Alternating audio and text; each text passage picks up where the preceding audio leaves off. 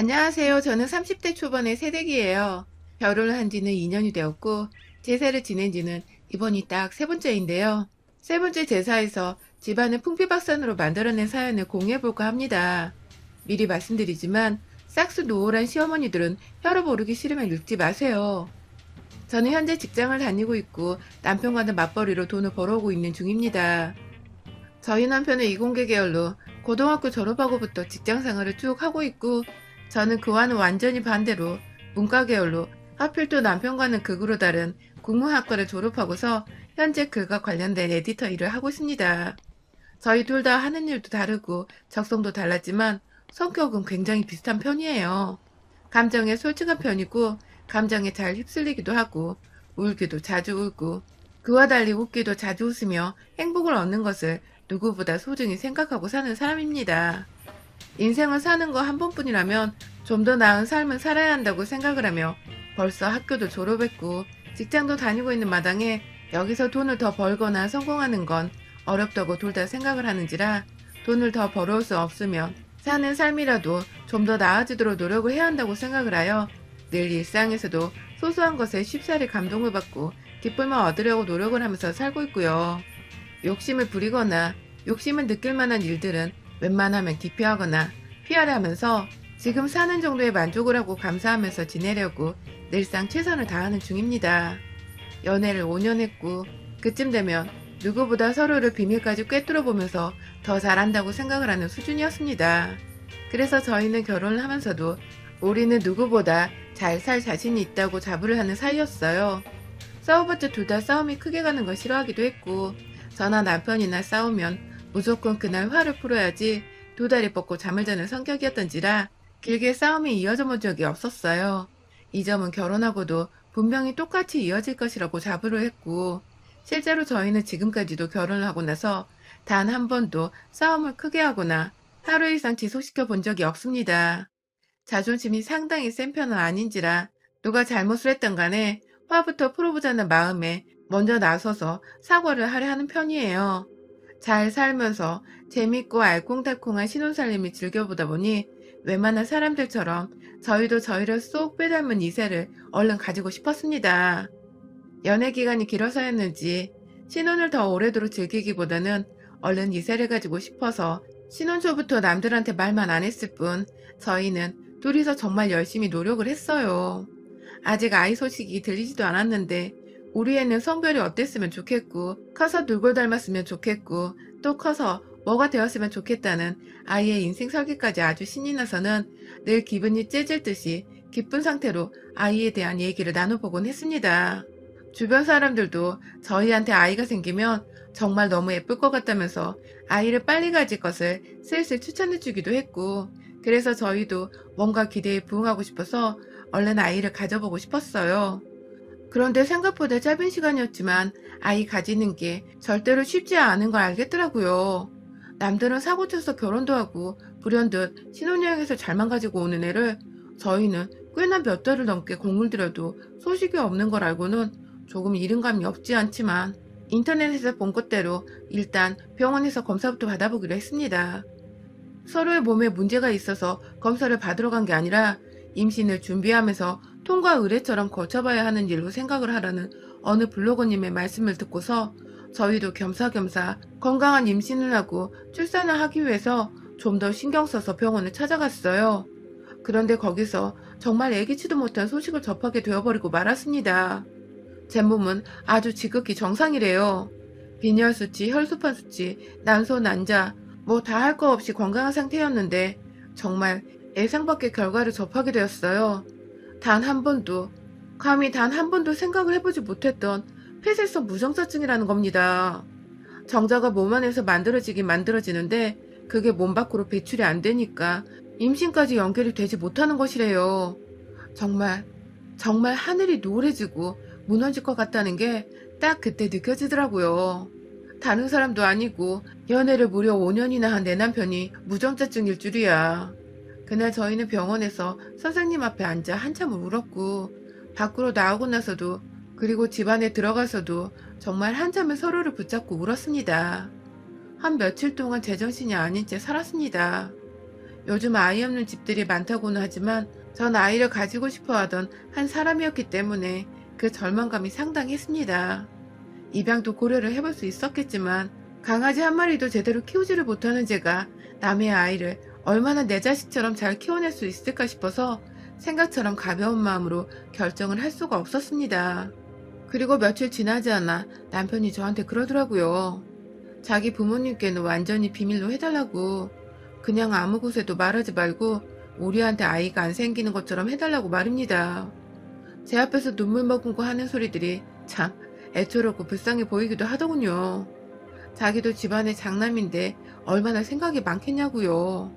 저도 그래서 그냥 아이는 아직 가질 준비가 되지 않았다는 소리를 하면서 최대한 아이를 가지는 것을 미루는 척만 해보려고 했습니다. 그런데요, 생각보다 문제는 일찍 시작이 되었습니다. 정확히는 결혼 1년 차부터 슬슬 아이를 가져야 하는 게 아니냐며 시어머님께서 푸시를 하기 시작한 때부터예요. 갑자기 찾지도 않던 아이 타령을 하시면서 이제는 저희도 슬슬 아이를 가져야 하는 때라고 말을 하시면서 시키지도 않을 약을 지어보내시고 주변에 애 가진 사람들이 한 행동이라며 전설의 고향에서나 볼 듯한 굿판 같은 거 따라해보라며 행동 양식을 알려주기도 하셨고요. 벌써 아이들 이름을 지어와서는 손주 손녀 이름은 이게 좋겠다면서 딸이고 아들이고 가리지 않을 테니 부담 갖지 말고 숨풍숨풍 낳으라고 하시는데 제 속이 정말 천불이 나더라고요. 화가 나는 게 아니라 애를 못 낳는 이 상황이 너무 죄송하고 얼굴을 못 들게 서서 말입니다. 당장에 본인들 아들이 무정자증이라 애를 못 가진다고 아들 탓을 하면서 제가 화를 낼 수도 없는 노릇이고 옆에서 불쌍하게 자기 엄마를 바라보는 남편의 표정은 저를 더 애초롭게 만들고 그래서 결국 저는 또 제 입을 꾹 다문 채 알겠습니다 하는 대답만 이어갈 수밖에 없었습니다. 그러다가 작년 추석 때 저희가 코로나 때문에 시댁을 갈 수 없다고 연락을 드렸다가 정말 대판 혼이 났었습니다. 손이 가는 아이도 없는 주제에 코로나 때문에 제사를 빼먹으려 하냐며 어디서 배워먹은 버릇이냐고 옛날 분들인 저희 시어머니가 한참을 저한테 수화기 너머로 혼을 내시고 옆에 있는 남편까지 바꿔가면서 호루자식이라고 욕이란 욕은 다 뱉어내시는 바람에 저와 남편이 뒤늦게야 짐 챙겨서 급하게 시댁에 내려갔었는데요. 그때부터 시어머니께서 완전히 저랑 며느리한테 꼭지가 돌아버리셨었죠. 늦지막히 전화를 혼인하고서야 시댁에 도착한 저희 커플을 보시더니 시어머니는 제 앞에 다가와 쓰고 있는 마스크를 손으로 강제로 벗어던지고는 뭐 이런 게 다 있어? 하면서 두 손에 주먹까지 쥐고는 흔들면서 제자리에서 소리를 지르셨어요. 그 바람에 옆에 서 있던 남편은 엄마, 요즘 코로나로 난리라서 마스크는 다 쓰고 살아 하면서 왜 그렇게까지 화를 내냐며 목소리를 높였고 그러자 시어머니는 우리 뭐 뉴스 안 보는 줄 알아? 코로나인지 뭐시긴지 위험하면 니들이 제사 지내기 전부터 조심하다가 와야 할 거 아니야 라고 하시더군요. 그러니까 시어머니는 제사는 무조건 참석을 해야 하는 것이었으며 코로나가 위험한 상황이었으면 저희가 알아서 조심을 하고 몸조리를 하다가 안전한 상태로 시댁에 와야 했다는 뜻이었습니다. 그런데 저희가 조심하기는커녕 아예 처음부터 시댁에 오려고도 하지 않았고 집안에 들어오면서 마스크를 벗지 않으니 오해를 하셨던 것 같아요. 저희는 단지 나라에서도 이동하지 말라고 하고 시부모님은 나이가 있으시니까 혹여나 저희로 인해서 코로나라도 걸리실까봐 걱정이 되어서 한 행동들이었는데 말입니다. 많이 서럽고 섭섭하고 오해를 당장에 풀고 싶은 마음에 여러 번 사실대로 이유를 설명해 드려보기도 했고요. 주기적으로 제사를 준비하는 내내 어머님 옆에서 아부를 떨어보려고도 했고 시키지 않은 일들, 애로 화장실 청소라든지 베란다 청소까지 싹 해가면서 저는 일하기 싫어서 안 오려고 했던 것이 아니라는 걸 무조건 어필을 하려고 했습니다. 하지만 생각보다 시어머니는 고집이 세신 건지 아니면 그냥 제가 싫으신 건지 제가 하는 행동들이 다 마음에 들지 않으셨나 봐요. 이미 늦었다는 눈빛을 보내면서 오히려 저를 무시하고 제가 뭐라 말을 걸려고 해도 제자리에서 피하거나 무시를 한 채 남편한테 대놓고 말을 걸어버리기도 하셨고요. 그러다가 남편이 억지로 며느리가 말하잖아 하고 말을 하면 네가 뭔 할 말이 있냐? 하면서 핀잔을 주고 창피를 주셨습니다. 그리고 끝에는 다시 임신 타령을 해가면서 그렇게 몸 챙기려는 애가 아직 애 소식이 한 번 없니? 너 몸에 이상 있는 거 아냐? 라면서 꼬치꼬치 캐물어 보셨고요. 옆에서 남편이 안절부절하면서 엄마, 왜 그런 소리를 해서 스트레스를 줘? 이게 왜 스트레스인지 설명을 해달라고 하셨어요. 시어머니가 손주 보겠다고 하는데 애를 덜컥 안겨주지도 못하는 게 잘못한 거 아니냐며 하시는데 아휴, 정말 끔찍하게도 그 상황이 싫었습니다. 그럼에도 남편은 자기가 무전자증인 걸 비밀로 해달라고 하고 저는 저대로 내 남편이 무전자증이란 게 자랑은 아니었던지라 무조건 제 입을 꾹 다물어 보고자 더 노력했습니다. 그렇게 힘겨웠던 추석이 지나고 이번 설이 다가올 때까지 시어머니는 더욱 부단히도 저에게 스트레스를 팍팍 주시면서 괴로워하라고 저주를 퍼붓는 마냥 제게 히스테리를 부리셨습니다. 한 번은 저한테 전화를 해서 둘 다 검사라도 받아서 왜 애가 빨리 안 들어서는지 제대로 이유를 파악해서 보고를 하라더군요. 순간 우리 부자님인 줄 알고 소름이 다 돋았네요. 남편은 또 옆에서 열이 받는다며 시어머니 전화를 바꿔서는 도대체 왜 그렇게 애를 못 봐서 안달이냐고. 그럴 거면 직접 엄마가 나와보라고 하면서 화를 냈고 저는 일단 싸우지 말라며 전화를 끊긴 끊었는데요. 아휴, 이거 참 그냥 솔직하게 말을 하면 이 정도로 싸움은 안 일어날 것 같아서 남편하고도 서로의 부모님께는 사실대로 말을 해보고자 했었습니다. 하지만 남편은 여전히 사실대로 말을 하길 거부했어요. 그러는 동안 저는 더더욱 시어머니의 미움과 괴롭힘을 받아야만 했고요.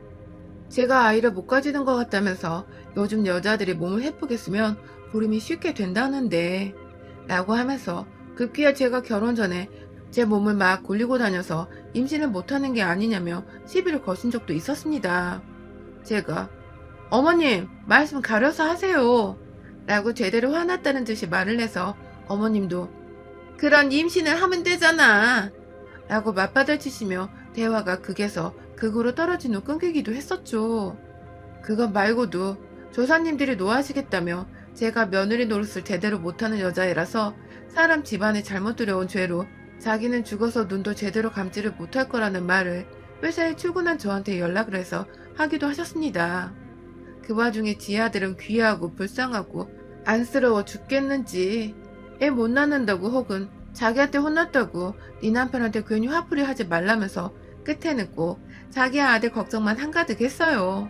그러다가 이번 설 역시나 또 새해가 되자마자 애타령을 해대면서 올해도 애가 안 들어서면 너 진짜 문제 있는 년이라고 우리 집안에 들어와서 대 끊기게 할 일 있냐며 화를 내기를 반복하셨던 시어머니가 하루 후 아예 작전을 변경하셨는지 완전히 다른 말투로 전화가 왔어요.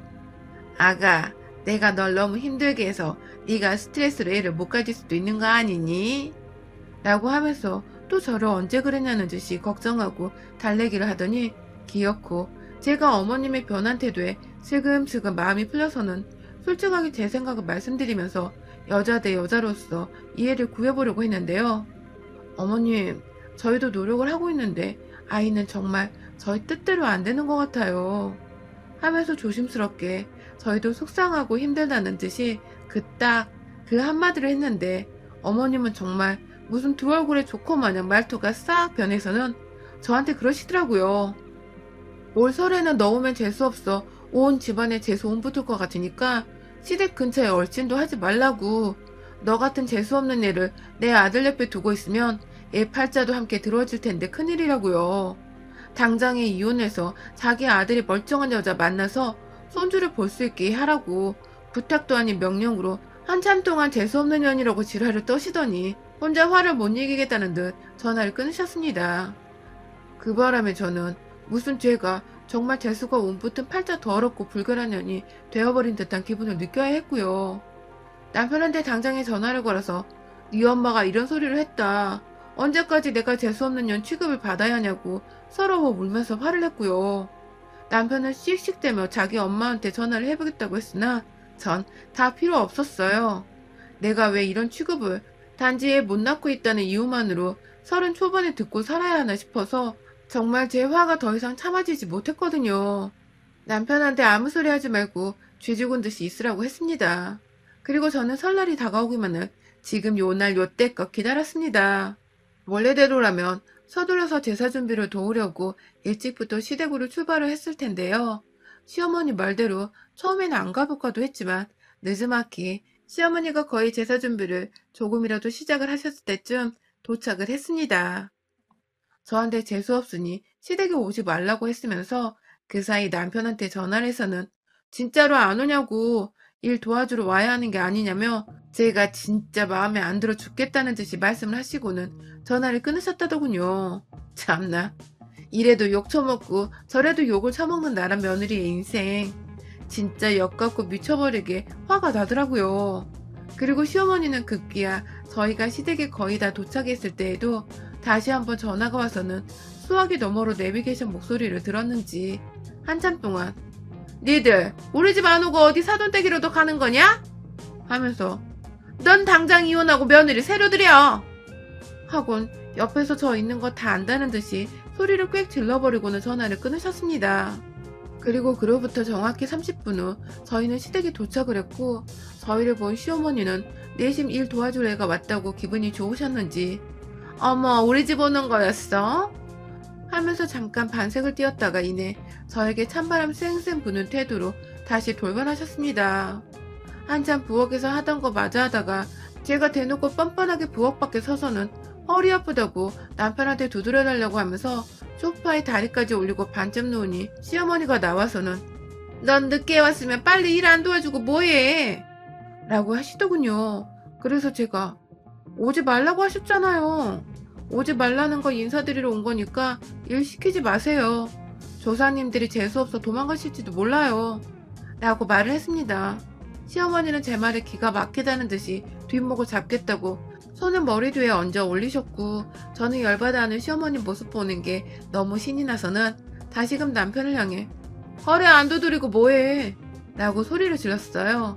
시어머니는 자기 아들한테 허리 두드리려고 소리를 지르는 제가 미워 죽겠을 것이고 남편은 시어머니와 며느리의 전쟁 사이에서 어쩔 줄 몰라 일단 손으로 제 허리를 두드리기 시작했는데 눈은 지 엄마를 향해서 한 번만 봐달란 식으로 애처롭게 쳐다보고 있고 그 와중에 시어머니는 급기야 야! 하면서 소리를 지르는데 제가 또 어디서 본 건 있어가지고 함께 왜? 하고 소리를 맞받아 쳐줬습니다. 소리 지르는 며느리를 보고 놀라 자빠질 뻔한 시어머니는 급기야 애도 못 낳는 년이 재수없게 설태바람부터 소리를 지르고 지랄이야. 나가! 하면서 다시 한번 소리를 지르셨고요. 그런 시어머니를 향해서 제가 당당하게 말했습니다. 야, 이 삐리리년아.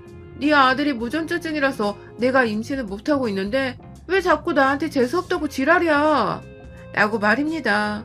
순간 집안에 정적이 흘렀어요. 시어머니는 화를 내려다 말고 뭐? 무정자 뭐? 라고 말을 더듬거리기 시작했고 급기야 옆에서 고개를 숙이며 엄마! 하고 외마디를 흘리는 남편을 보고는 저게 다 뭔 소리야? 라고 남편을 들쑤셔 사실대로 말하라며 애원하기 시작했습니다.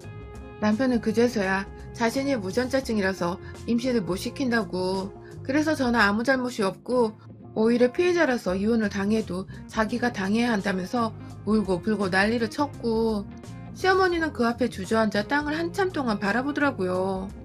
그리고 저는 그런 시어머니의 귓구녕을 향해서 아 진짜 지랄을 떨어도 적당히 좀 떨었어야지.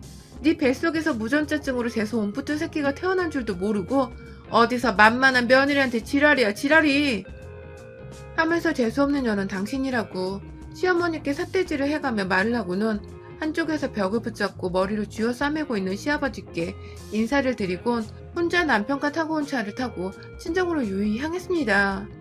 시댁에 가서 자리 잡고 앉은 지 30분도 되지 않아서 일어난 일이었어요. 이게 다.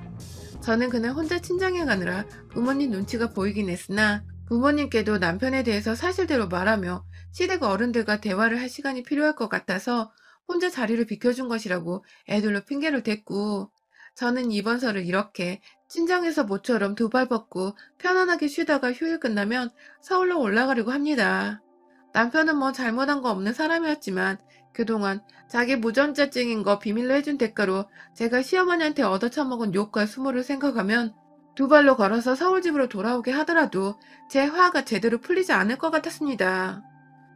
지금도 자기 전에 잘 자라고 문자가 왔고 하루 종일 자기는 우는 시어머니 달래주느라 밥도 제대로 못 먹었었다면서 엄마가 너한테 미안해하고 있다면서 화를 풀었으면 좋겠다고 하는데요.